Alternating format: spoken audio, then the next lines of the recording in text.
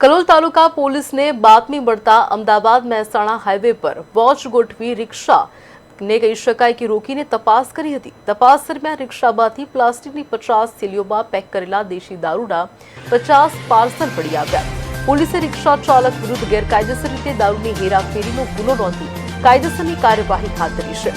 સાથે જ રિક્ષામાં બેઠેલી એક મહિલાની પણ ધરપકડ કરવામાં આવી।